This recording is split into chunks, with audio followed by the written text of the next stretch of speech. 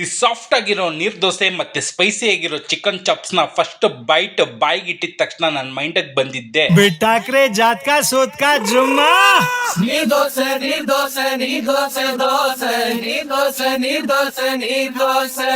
ನಮಸ್ಕಾರ ಪ್ರಜೆಗಳೇ, ಇನ್ನೊಂದು ಹೊಸ ವಿಡಿಯೋಗೆ ಸ್ವಾಗತ. ನಾನ್ ನಿಮ್ಮ ಪ್ರೀತಿಯ ಸಚ್ಚಿ. ನಾನಿಲ್ಲಿ ಒಂದು ಪಾತ್ರೆಯಲ್ಲಿ ಅಕ್ಕಿ ತಗೊಂಡಿದ್ದೀನಿ. 1.5 ಪಾವಷ್ಟು ಅಕ್ಕಿನ ನಾನಿಲ್ಲಿ ಬಳಸ್ತಾ ಇದ್ದೀನಿ. ನಿಮ್ಗೆ ಎಷ್ಟು ಅಗತ್ಯ ಇದೆಯೋ ಇವಷ್ಟನ್ನ ಬಳಸ್ಬೋದು. ನಾನು ರಾತ್ರಿನೇ ನೆನ್ಸಿಕೊಂಡಿದ್ದೆ. ಇದನ್ನ ಇವಾಗ ರುಬ್ಕೊಬೇಕು ಮಿಕ್ಸಿ ಜಾರಲ್ಲಿ. ಇವಾಗ ನೆನ್ಸ್ಕೊಂಡಿರೋ ಅಕ್ಕಿನ ಸೇರ್ಸ್ಕೊಂತಾ ಇದ್ದೀನಿ. ನಾನಿಲ್ಲಿ ಮಿಕ್ಸಿಯಲ್ಲಿ ರುಬ್ಕೊಂತಾ ಇದ್ದೀನಿ. ನೀವು ಬೇಕಂದ್ರೆ ಗ್ರೈಂಡರ್ ಕೂಡ ಬಳಸ್ಕೊಬಹುದು. ಗ್ರೈಂಡರ್ ರುಬ್ಬಿದ್ರೆ ಇನ್ನೂ ಚೆನ್ನಾಗಿ ಬರುತ್ತೆ. ಇಲ್ಲಿ ಪ್ರಮಾಣ ಬಂದಿ ಕಡಿಮೆ ಇತ್ತು, ಅದಕ್ಕೋಸ್ಕರ ನಾನು ಮಿಕ್ಸಿಯಲ್ಲಿ ರುಬ್ಕೊಂತಾ ಇದ್ದೀನಿ. ಇದು ಅಕ್ಕಿನ ಇದಕ್ಕೆ ಸೇರಿಸ್ಕೊಂಡಾದ್ಮೇಲೆ ಅರ್ಧ ಬಟ್ಲು ಕಾಯಿ ತುರಿನ ಇದಕ್ಕೆ ಸೇರಿಸ್ಕೊಂತಾ ಇದ್ದೀನಿ. ಮತ್ತೆ 1 ಸ್ಪೂನ್ ಆಗುವಷ್ಟು ಉಪ್ಪನ್ನ ಇದಕ್ಕೆ ಬಳಸ್ತಾ ಇದ್ದೀನಿ. ನಾನಿಲ್ಲಿ ಸಂಪೂರ್ಣವಾಗಿ ನುಣ್ಣಗೆ ರುಬ್ಕೊಂತಾ ಇದ್ದೀನಿ. ಒಂದು ಚೂರು ನಿಮ್ಗೆ ತರಿ ಬರಬಾರ್ದು ರುಬ್ಬುವಾಗ. ಆ ಲೆವೆಲ್ಗೆ ಕ್ಲೀನಾಗಿ ಇದನ್ನ ರುಬ್ಕೊಳ್ಳಿ. ನಾನಿಲ್ಲಿ ಒಂದು ಪಾತ್ರೆಗೆ ರುಬ್ಬಿರೋ ಹಿಟ್ಟನ್ನ ಸೇರಿಸ್ಕೊಂತಾ ಇದ್ದೀನಿ. ಇದಕ್ಕೆ ಎಷ್ಟು ನೀರು ಅಗತ್ಯವಿದೆಯೋ ಅಷ್ಟು ನೀರನ್ನ ಇದಕ್ಕೆ ಬಳಸ್ಕೊಳ್ಳಿ. ನಿಮಗೆ ದೋಸೆ ಹುಯ್ಯಕ್ಕೆ ಎಷ್ಟು ನೀರು ಅಗತ್ಯವಿದೆಯೋ ಅಷ್ಟನ್ನ ಬಳಸ್ಕೊಬೇಕು. ಎಷ್ಟು ನುಣ್ಣಗೆ ರುಬ್ತಿರೋ ಅಷ್ಟು ಮೃದುವಾಗಿ ದೋಸೆ ಬರುತ್ತೆ. ಇದನ್ನ 1/4 ಗಂಟೆ ಎತ್ತಿ ಸೈಡಲ್ಲಿ ಇಟ್ಕೊಳ್ಳಿ. ಅಷ್ಟರಲ್ಲಿ ಚಾಪ್ಸ್ ಮಾಡೋದು ಹೇಗೆ ಅಂತ ತಿಳಿಸ್ತೀನಿ.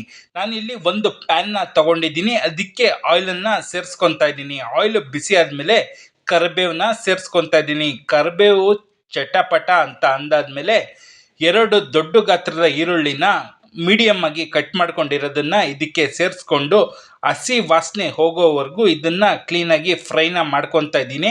ಹಸಿ ವಾಸನೆ ಹೋದಾದ್ಮೇಲೆ ಇದಕ್ಕೆ ಅರ್ಧ ಸ್ಪೂನ್ ಅಷ್ಟು ಅರಿಶಿನ ಇಲ್ಲಿ ಬಳಸ್ತಾ ಇದ್ದೀನಿ. ನಾನು ಇಲ್ಲಿ 3/4 kg ಚಿಕನ್ ಅನ್ನ 2 ರಿಂದ 3 ಸತಿ ಶುದ್ಧವಾಗಿ ತೊಳ್ಕೊಂಡು ನಾನು ಇದಕ್ಕೆ ಸೇರಿಸ್ಕೊತಾ ಇದ್ದೀನಿ. ಇದನ್ನ ಒಂದು ಸತಿ ಕ್ಲೀನಾಗಿ ಮಿಕ್ಸ್ ಅನ್ನ ಮಾಡ್ಕೊಳ್ಳಿ. ಮತ್ತೆ ನಾನು ಇಲ್ಲಿ ರುಚಿಗೆ ತಕ್ಕಷ್ಟು ಉಪ್ಪನ್ನ ಬಳಸ್ತಾ ಇದ್ದೀನಿ. ಚಿಕನ್ ಬೇಯೋದಕ್ಕೆ ಎಷ್ಟು ನೀರು ಅಗತ್ಯವಿದೆಯೋ ಅಷ್ಟು ನೀರನ್ನ ಸೇರಿಸ್ಕೊತಾ ಇದ್ದೀನಿ. ಎಲ್ಲ ಕ್ಲೀನಾಗಿ ಒಂದಕ್ಕೊಂದು ಹೊಂದ್ಕೊಬೇಕು. ಆ ಲೆವೆಲ್ಗೆ ಇದನ್ನ ಮಿಕ್ಸ್ ಮಾಡಿಕೊಂಡು ಲಿಡ್ಡನ್ನ ಕ್ಲೋಸ್ ಮಾಡ್ಕೊತಾ ಇದ್ದೀನಿ. ಇದು ಬೇಯೋಷ್ಟರಲ್ಲಿ ಮಸಾಲೆ ರುಬ್ಕೊಳ್ಳೋಣ ಬನ್ನಿ. ನಾನಿಲ್ಲಿ ಜಾರಿಗೆ 3/4 ಕೈ ಹಿಡಿಯಷ್ಟು ಕೊತ್ತಂಬರಿ ಸೊಪ್ಪನ್ನ ಸೇರಿಸ್ಕೊತಾ ಇದ್ದೀನಿ. 10 ರಿಂದ 12 ಹಸಿಮೆಣಸಿನ್ಕಾಯಿನ ಇದಕ್ಕೆ ಸೇರಿಸ್ಕೊತಾ ಇದ್ದೀನಿ. 2 ಬೆಳ್ಳುಳ್ಳಿ, ಆಮೇಲೆ 2 ಇಂಚು ಶುಂಠಿನ ಇದಕ್ಕೆ ಸೇರಿಸ್ಕೊತಾ ಇದ್ದೀನಿ. 1 ಸ್ಪೂನ್ ಅಷ್ಟು ಮೆಣಸನ್ನ ಇದಕ್ಕೆ ಸೇರಿಸ್ಕೊತಾ ಇದ್ದೀನಿ. 1 ಸ್ಪೂನು ಅಷ್ಟು ಧನಿಯಾ ಪುಡಿನ ಇದಕ್ಕೆ ಸೇರಿಸ್ಕೊಂಡು ನುಣ್ಣಗೆ ರುಬ್ಕೊಬೇಕು. ಈ ನುಣ್ಣಗೆ ರುಬ್ಕೊಂಡಿರೋ ಮಸಾಲೆನ ಈ ಚಿಕನ್ಗೆ ಸೇರಿಸ್ಕೊತಾ ಇದ್ದೀನಿ. ಎಲ್ಲ ಹೊಂದ್ಕೊಳ್ಳೋ ರೀತಿಯಲ್ಲಿ ಇದನ್ನ ಮಿಕ್ಸನ್ನ ಮಾಡ್ಕೊಳ್ಳಿ. ಎಲ್ಲ ಒಂದಕ್ಕೊಂದು ಹೊಂದ್ಕೊಬೇಕು. ಮಿಕ್ಸನ್ನ ಮಾಡಿಕೊಂಡು ಲಿಡ್ಡನ್ನು ಕ್ಲೋಸ್ ಮಾಡ್ಕೊತಾ ಇದ್ದೀನಿ. 15 ನಿಮಿಷಗಳ ಕಾಲ ಮೀಡಿಯಂ ಫ್ಲೇಮಲ್ಲಿ ಬೆಂದಾದ್ಮೇಲೆ ಇವಾಗ ಚಾಪ್ಸ್ ಬಂದು ಸಿದ್ಧವಾಗಿದೆ. ಈ ಚಾಪ್ಸನ್ನ ನೀವು ಇಡ್ಲಿ, ದೋಸೆ, ಪೂರಿ, ರೈಸ್ ಏನರ ಜೊತೆಲಿ ತಿಂದ್ರೂ ತುಂಬ ಚೆನ್ನಾಗಿರುತ್ತೆ. ಇದು ಆಲ್ ಇನ್ ಒನ್ ಚಾಪ್ಸ್. ಇದು ಇವಾಗ ನೀರ್ ದೋಸೆ ಹೇಗೆ ಮಾಡೋದು ಅಂತ ತೋರಿಸ್ತೀನಿ ಬನ್ನಿ. ಮೊದಲಿಗೆ ನಾನು ಇಲ್ಲಿ ತವಾನ ತಗೊತಾ ಇದ್ದೀನಿ. ತವಾ ಬಿಸಿ ಆದ್ಮೇಲೆ ಎಣ್ಣೆ ಸವರೋದಕ್ಕೆ ಅಂತ ಈರುಳ್ಳಿನ ಬಳಸ್ತಾ ಇದ್ದೀನಿ. ಈರುಳ್ಳಿ ಬಳಸೋದ್ರಿಂದ ದೋಸೆ ಚೆನ್ನಾಗಿ ಎದೊಳುತ್ತೆ. ಮತ್ತೆ ಈರುಳ್ಳಿ ಫ್ಲೇವರು ಆ ದೋಸೆಯಲ್ಲಿ ತುಂಬಾ ಚೆನ್ನಾಗಿ ಬರುತ್ತೆ. ಆ ಕಾರಣದಿಂದ ನಾನಿಲ್ಲಿ ಈರುಳ್ಳಿನ ಬಳಸ್ತಾ ಇದ್ದೀನಿ. ನೀರ್ ದೋಸೆ ಮಾಡೋದು ಒಂದು ಕಲೆ.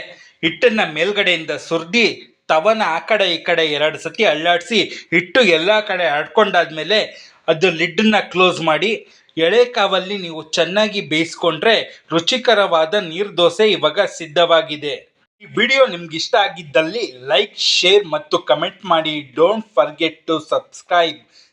ನಿಮ್ಮ ಭೇಟಿ ಮುಂದಿನ ವಿಡಿಯೋ, ಮುಂದಿನ ರೆಸಿಪಿಗಳ ಜೊತೆ. ಟಿಲ್ ದೆನ್, ಬಾಯ್.